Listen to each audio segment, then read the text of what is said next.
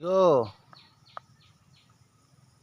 ৭১-এর রাজাকারদের পাশে দাঁড়িয়া খাইতে লে যদি তোমার খানা কবুল হয়, ঘুমাইলে যদি তোমার ঘুম হয়, তাদের পাশে দাঁড়িয়া নামাজ পড়লে যদি তোমার নামাজ হয়, তাহলে রাষ্ট্রপতির পাশে দাঁড়িয়ে নামাজ পড়লে তোমার নামাজ হবে ভাই।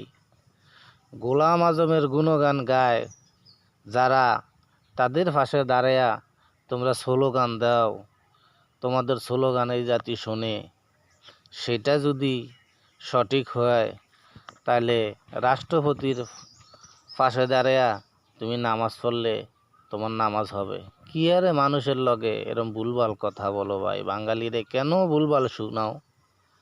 ভালোবাসতে শিখো ভাই। তুমি যদি একজনের ভালোবাসো, তোমারও ভালো ঠিকই বাসবে ভাই। ভুলভাল শুনেও না ভাই, অনুরোধ তোমাদের কাছে।